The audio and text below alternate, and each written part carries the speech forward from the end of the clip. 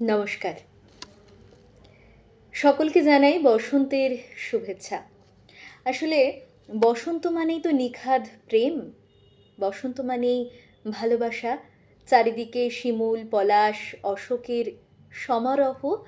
আর মনের মধ্যে কোথাও যেন সেই কৃষ্ণচূড়ার লাল রং ভালোবাসা নাম নিয়ে আমাদের মনের মধ্যে দেখা দেয়। তাই আজ একটি ভালোবাসার কবিতা। বসন্তের চিঠি, কবি তমঘ্ন চট্টোপাধ্যায়। স্কুলে পরীক্ষার খাতা ছাড়া কখনো চিঠি লিখিনি আমি, সেটাও মুখস্থ করে। তোমার চিঠির উত্তরে কি লিখবো তাই বুঝতে পারিনি। ভালোবাসা কি মুখস্থ করা যায় বলো?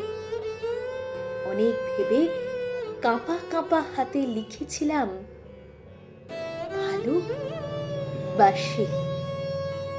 এই একটা শব্দের মধ্যে যে কত শব্দ ভিড় করেছে সেদিন প্রথম বুঝেছিলাম।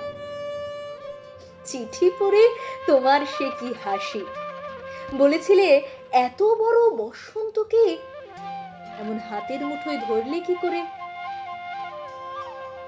আমার কোনো কথা নেই, আমার কোনো ভাষা নেই। দৃষ্টি লুকিয়ে রেখেছি ঘাসের উপর ঘুমিয়ে থাকা পলাশের দিকে। আমিও কি ঘুমিয়ে আছি? স্বপ্ন দেখছি কি? বসন্তকে এমন এগিয়ে আসতে দেখিনি কখনো। দূরত্ব খসে পড়ছে ঝরা পাতাদের মতো। সে প্রথম আমার হাত ধরলে তুমি, বললে এই দেখো সারা পৃথিবীর বসন্ত আমাদের হাতের মুঠোয়। পৃথিবী আজ নিজেই মুঠোর মধ্যে। পৃথিবী বদলে গেছে, বয়সের সাথে সাথে মুঠোটাও আলগা হয়েছে খানিক। শুধু এই বসন্ত একই রকম আছে। যাবতীয় ব্যস্ততার ধূসরতার মাঝে দারুণ রঙিন সাদা কালো হয়ে বেঁচে আছে ভালোবাসা। মান অভিমানের গ্রীষ্ম তো সারা বছরের রোজ নামচা। তোমার সাথে ঝগড়া করে শীতও আসে আমাদের ঘরে। তারপর আগুন জ্বালি, বসন্ত হয় খড়কুটো। সেই প্রথম দিনের মতোই খসে পড়ে দূরত্বরা। তোমার আমার মাঝে কথা বলে যায় এক সমুদ্র নীরবতা।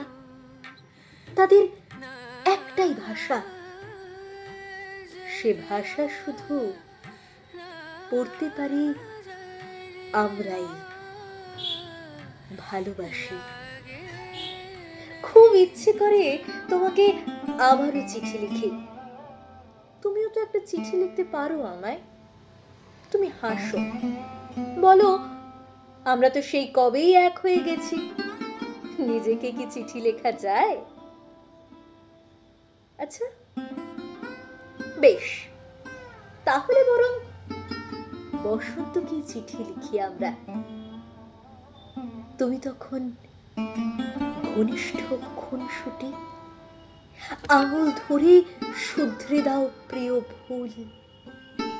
তুমি কেমন করে বলো, তুমি আর আমি হলাম পৃথিবীকে লেখা বসন্তের সেরা চিঠি। নমস্কার।